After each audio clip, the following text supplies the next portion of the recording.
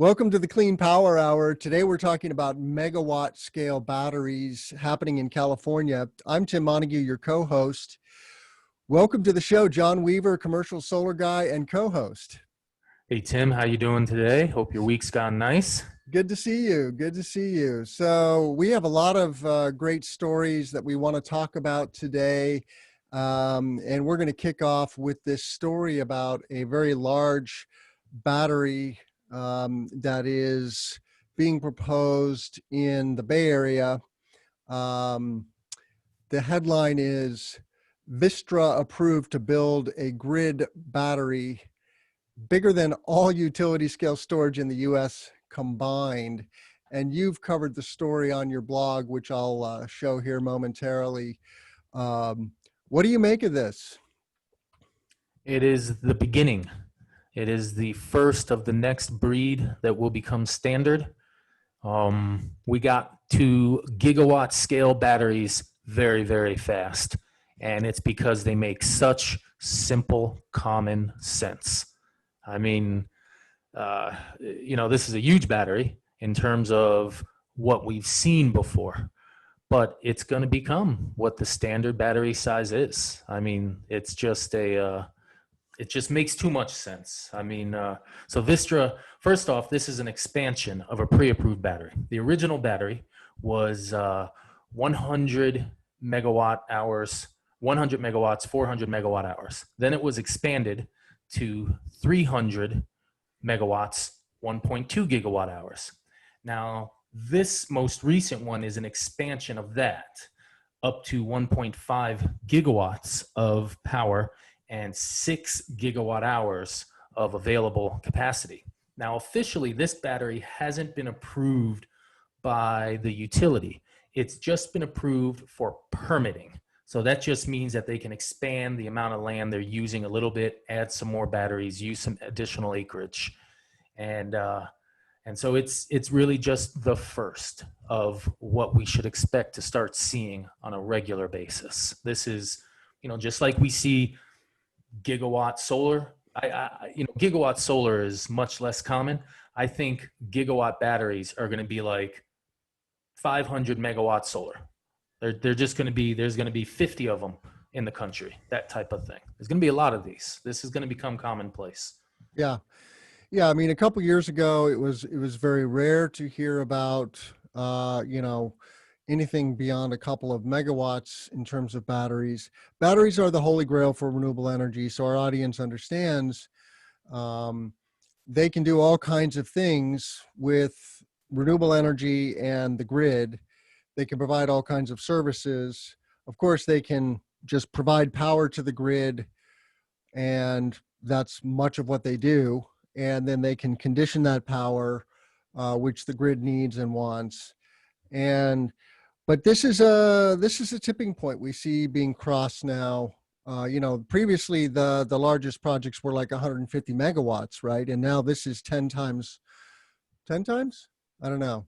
Yeah, well, actually, currently the largest project is Tesla's 150 megawatt, 193 megawatt hour, and that's in Hornsdale, Australia.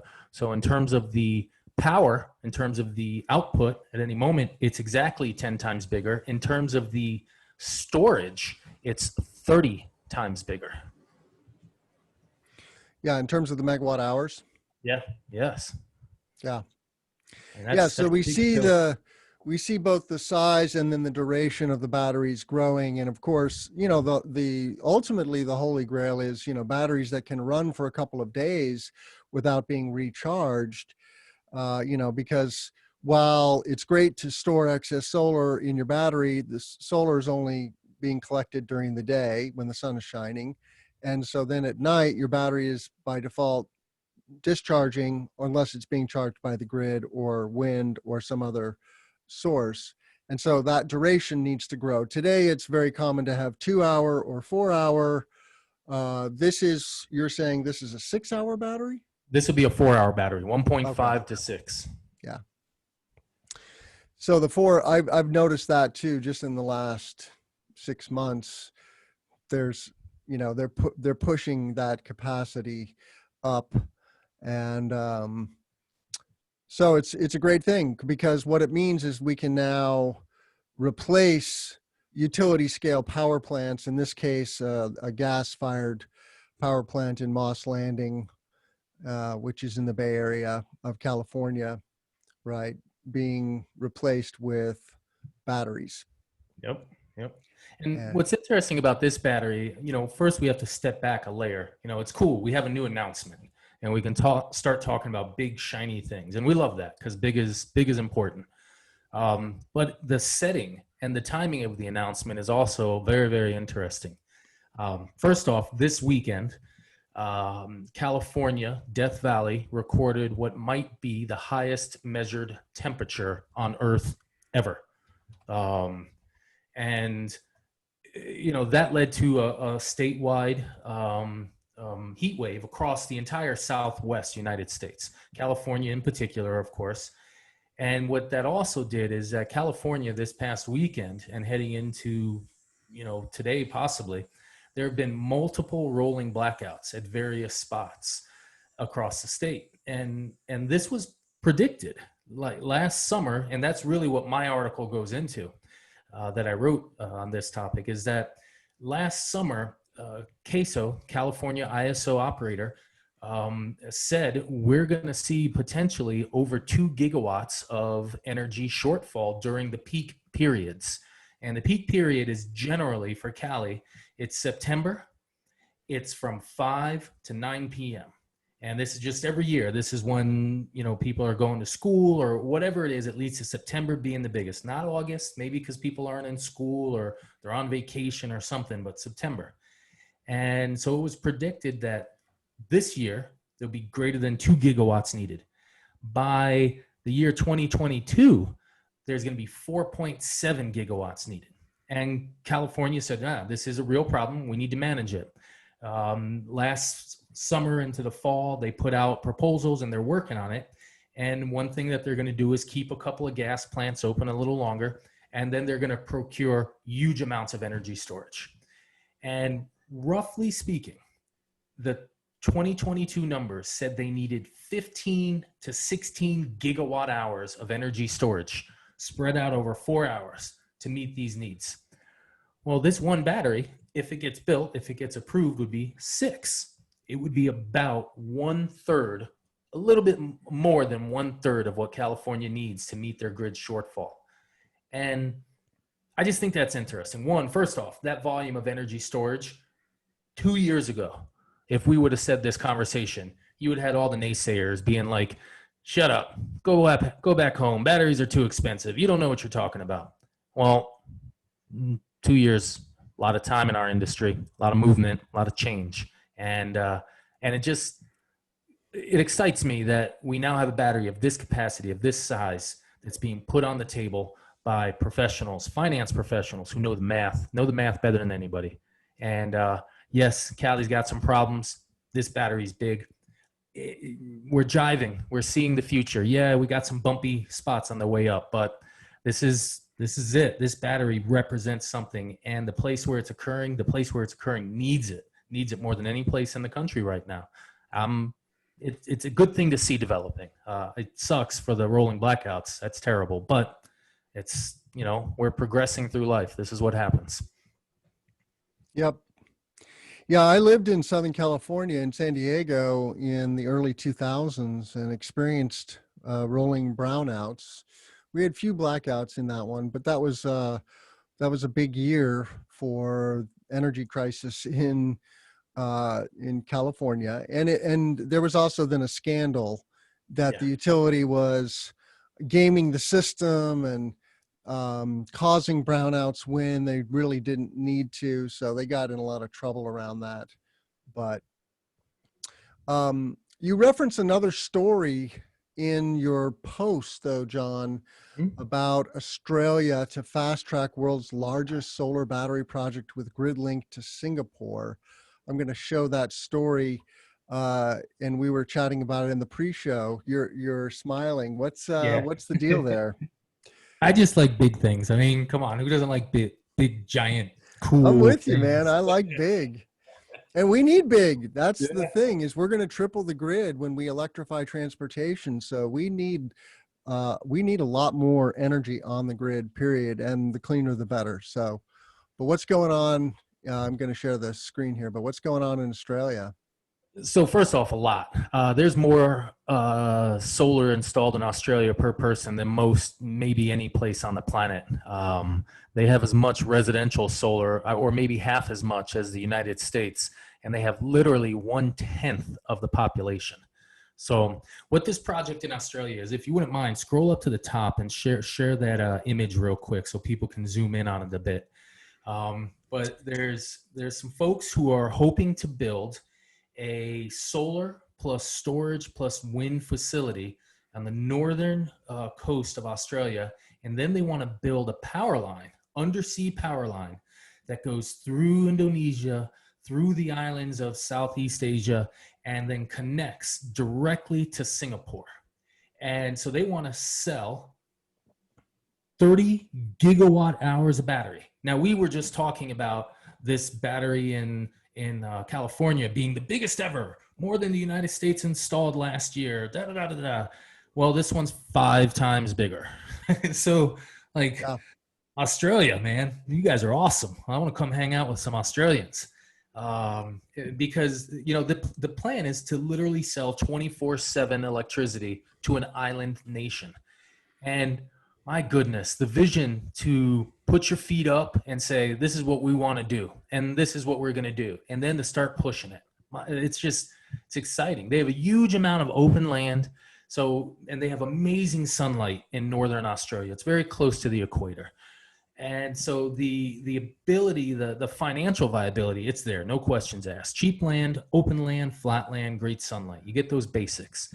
And just the concept of running an electric wire 3,000 kilometers underneath the ocean, that's awesome. I mean, I know we've been running internet cables from Europe to Japan, east and west from the US and all over the world. But that's an internet cable. We've been doing telegraph cables since the 1800s. Sweet. But now we're going to pump electricity for thousands of miles. And here's why this really fascinates me. And this goes back to science fiction, but technically, the sun never sets. It may set for you or me, Tim, because we're simple creatures, because we live in one time zone. But the world is 24 hours of sunlight, 24/7 for 5 billion more years.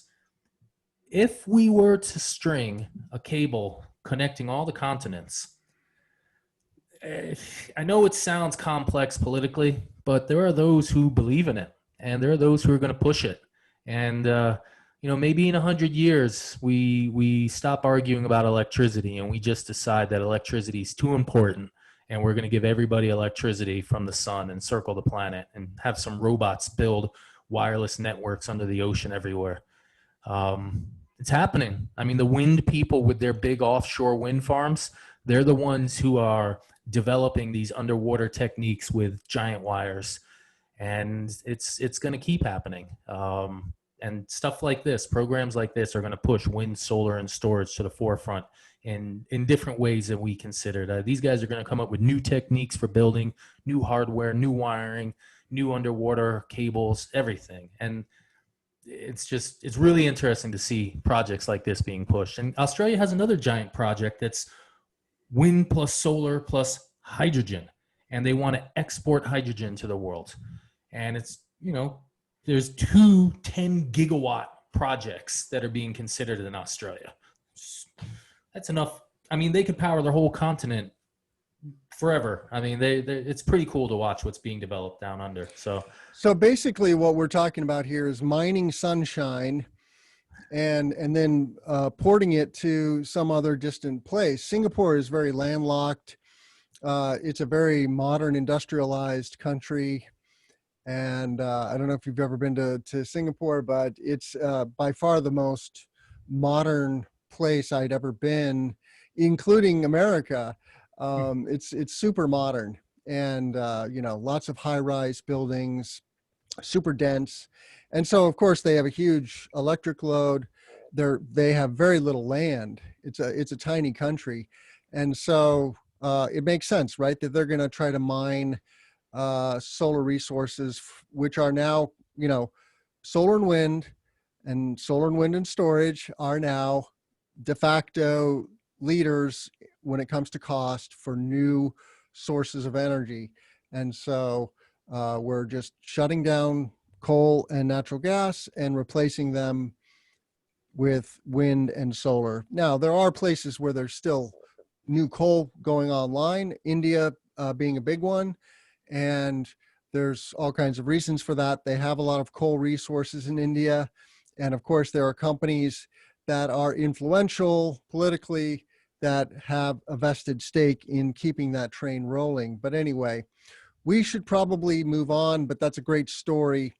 I wanted to give our listeners a peek at a project that I visited last week up in Northern Illinois. This is in Marengo, Illinois, in McHenry County. This is far Northern Illinois on the border to Wisconsin. And I visited with a contractor from Georgia called Sunshine Solar. And here's the crew looking at a unique tool. This is a NexTracker NX Gemini project. So this is NexTracker's 2-up in portrait. They just refer to it as 2P. Some manufacturers refer to it as 2MIP, 2 modules in portrait. And so you see the tracker there behind us. And these contractors are just doing the mechanical installation of the racking and the modules. This is a very beefy tracker, and that's what strikes you right out of the gate. And I'm going to get to a photo where you see there's Emily O'Leary. She's the CEO of Sunshine Solar. She was kind enough to come up for this field trip. But you see there her foreman Chris standing under the tracker. You can stand completely under this tracker. It has to be taller because of the 2 modules in portrait. Most trackers are single module up, and so they're lower to the ground, more like 3 to 5 feet, right? And so you have to crouch down. In this case, they do have to tip the modules in order to do the installation. They tip it up one way and then they tip it the other way. And we got to see him drive that process of rotating the tracker. You see on the ground here a little portable generator. So he cranked up his generator and then spun up the motor.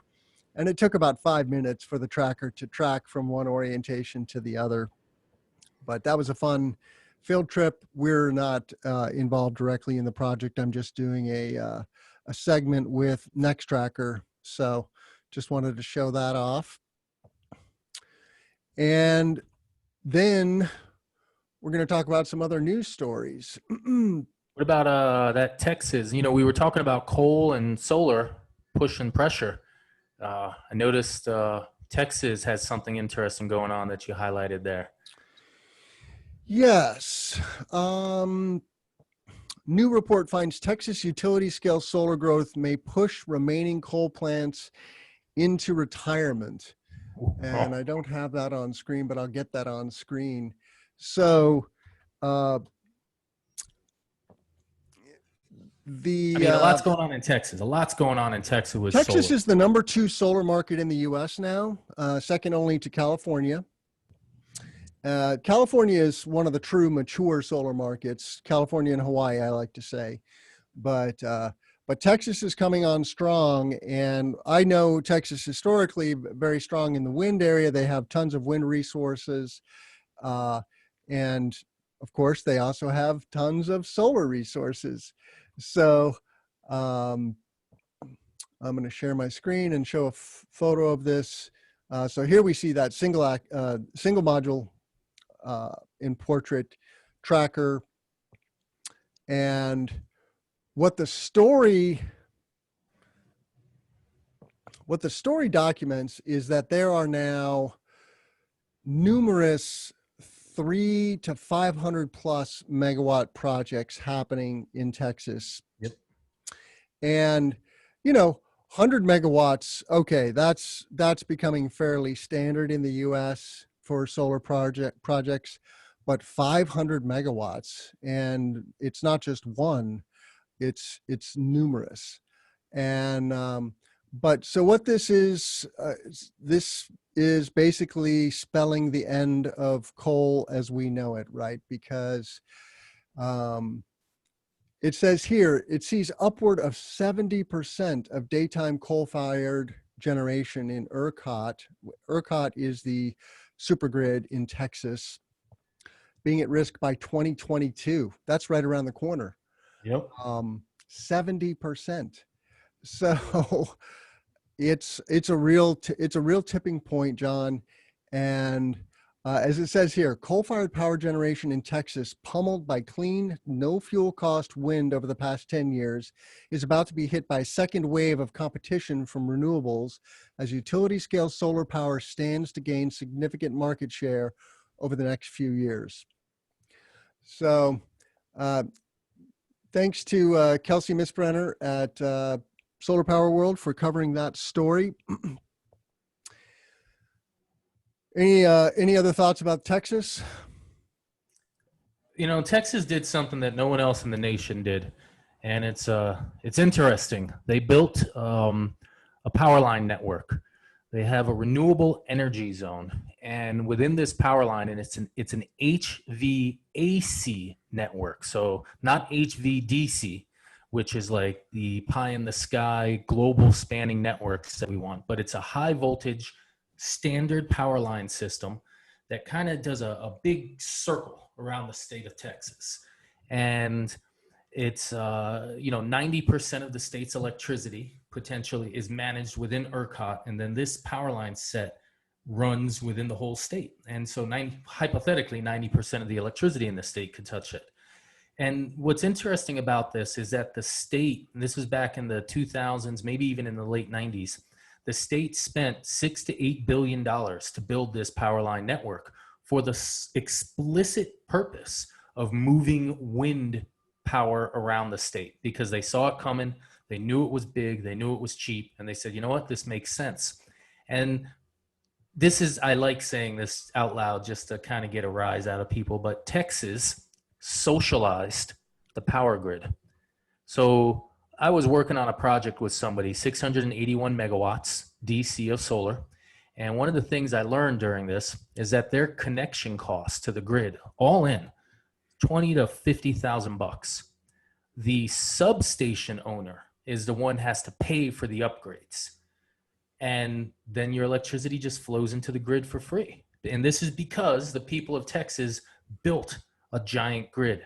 And I think America needs to look at Texas and see how they were able to figure out how to build a power grid to move electricity around the state when the rest of the country can't even figure out how to dig some holes or something. You know, we got some issues if we can't build proper power lines, because significant research from everybody says if we were to cover the US with a HVDC network, a high voltage direct current network that followed, say, the highways, we could get to 100% wind plus solar with a very minimal amount of batteries, not a couple days worth. We would only need 12 hours worth of batteries, and we could cover the whole country with pure wind and solar. And if we still had nuclear and we still had hydro, we'd be great. We'd be able to get to 80% wind plus solar. I don't want to say cake. I don't want to say it's that easy, but it's pretty power lines, man. If you can build some power lines, the electricity world will change. And we should look at Texas and recognize what they've done with their HVAC, their C-Res renewable energy zone. It's a really powerful tool that state has. Yep, I agree. And I didn't know that about their power grid there. So that's very interesting. We've only got a couple of minutes, so we're going to zoom through a couple of more stories. I want to get to that cool solar fire that you showed. Before we do that, Xcel Energy unveils plan to serve 1.5 million EVs by 2030. So Xcel is a major utility here in the Midwest and in the Great Plains. Here's a map showing the states they work in: Colorado, Michigan, Minnesota, New Mexico, North Dakota, South Dakota, Texas, and Wisconsin. So they cover a huge swath of the middle part of the country. And, they made headlines a couple years ago, right, announcing that they're going to transition their fleet to, I think, 90% carbon free in the next 20 years. But now they're doubling down on EV infrastructure, which is critical, as you and I know, right? The EV tipping point is coming where ICE engines, the internal combustion engine, is no longer going to be economical and will not be competing with EVs. In this story, they say basically EVs operate at the equivalent of $1 a gallon of gasoline, right? And here in Illinois, we pay about $2.25. I don't know. How much is gas in Massachusetts? We're about $2. We're about $2. Not bad. Yeah. But remember, this is the cheapest gas we've had since I was a kid. So, I mean, right now we're comparing it to the cheapest gas ever. So that's pretty cool. Just a couple of years ago, we were paying $3.50, $4, $3 a gallon. So, So Xcel is anticipating a 30-fold increase in plug-in vehicles across that 8-state service territory, and they're going to invest $300 million in EV infrastructure. So this is another tipping point, John, that we're going to see increasingly being crossed, right? Because you and I know the EV transition is happening. While they're only about 1% of the vehicles on the road today, that's only 7 doublings away from 100%. So, and in places like Norway, more than half of new car sales are pure EVs. So there are places in the world where the transition is far ahead and really taking off. So that's exciting that a mainstream utility is putting a stake in the ground. They're doing it for pure self-interest, though. I mean, as you like to say, electrifying cars is going to be a huge amount of electricity. So this is all about stealing money from the oil majors and making it for the utility. And you know what? I support that 100%. So great. So somebody caught a nice photo of a grass fire in a solar field here. That's not good news for the solar panels. Was this just a haphazard fire that then encroached on the solar field, or was there some problem electrically with the solar field that caused the fire? Do we know? Yeah, so I read the original post said it was a grass fire that came into the solar, and so the fire wasn't caused by the solar. It just came through the fence. There were embers that landed, and the owner of it, or the operations manager of it, his purpose was to be very explicit that if you don't manage the ground, if you don't manage what's growing up out of the dirt, then you are putting yourself at fire risk. You need, and the panels themselves are moving electricity, and we're good at managing fires, but you got to understand your circumstances. Having dry grass it burns. That's what happens in the world. It's a natural part of this Earth's processes, and you got to consider it. You have to be conscious of O&M, of managing your assets, and if you don't, they will burn.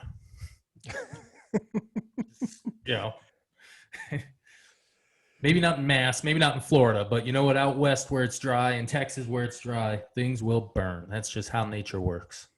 Yep. That was pretty exciting, and I feel bad for that facility owner, but c'est la vie, as we say. It was surprising when I was out west recently in the Four Corners area. The desert was in bloom. It was surprisingly not dry. And, August can be a time of monsoon rains, although that hasn't, my friends in Arizona say the monsoon hasn't happened there, but it was surprisingly green.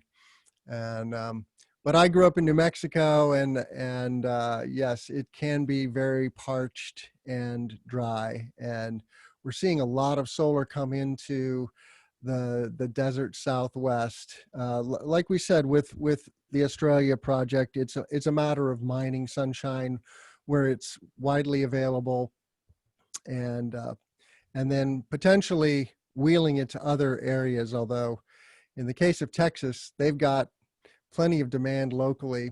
with all those major metros. I mean, Houston, I think is the third largest metro now, isn't it? I mean, Wow.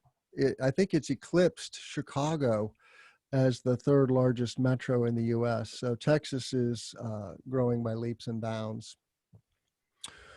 Well, we're just about out of time. John, do you have any closing thoughts? Anything you're looking forward to in the week ahead? My company got its first energy storage alone proposal out. I've done cool. plenty of solar plus storage. Now, for the first time in New York City, a landowner has asked me to help develop a pure battery. And, hypothetically, it's easy. Just drop a shipping container. But no, it's not easy. It's always hard. But it's just neat that we're at that point of your batteries being a viable economic investment. And I've been thinking about this all week and thinking about that Cali project. And the California project is a standalone battery. There's no solar directly attached to it.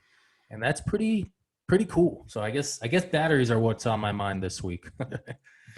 Yeah, I mean, one of the reasons why solar and batteries get paired is because of the current ITC rules that allow you to take the investment tax credit, which is 26% on the storage if you pair it with solar. But of course, the storage in many cases adds more value than the solar. You can imagine, right? The battery can operate 24/7. The solar cannot. So as a technology, it has some things in its tool bag that solar does not. And the challenge is that it is relatively expensive. So it's just a matter of making it pencil. Do you have a sense of how that storage alone pencils? Technically, no, not yet. I've never financially modeled one in the state of New York. I know it's Con Edison territory, and it's highly dense population. It was a very strategically chosen spot. So I have a feeling we're going to see a 3 to 5 year payback because it's early market, and whenever you get into the early market, there's usually a lot of valuable low hanging fruit. So we'll see. I'll keep you up on the report as we keep moving along with it and let you know. Well, New York has some storage specific incentives that NYSERDA has organized, right? Absolutely. Yeah. I mean, we're building a financial model as we speak. So I'll have some new knowledge for you next week. Yeah, there's 3 states that I'm aware of: California, Massachusetts, and New York that have storage specific incentives. Those 3 are the leaders in the country for energy, technology, and the environment. And so as those 3 leaders go, so will the rest of the country. And so we're nipping at your heels here in the Midwest. We are doing mostly solar plus storage. And as we've discussed on the show, when it pencils, it's a beautiful thing. Yep. How can people find you, John? commercialsolarguy.com or Twitter, LinkedIn. Just type in Commercial Solar Guy into Google. You will find me. You can find me at cesnrg.com/podcast, and also on Twitter, TG Montague. T is in Tim, G is in Gun. That's my middle name, Gun. That's a cool name. It's a Scottish name. Nice. Well, it's great to see you, John. Thank you, everybody, for listening. Check us out on YouTube. Please subscribe to the show. Give us a thumbs up. Hit that bell. And please share and comment. Have a great day and have a great week, everybody. Bye-bye.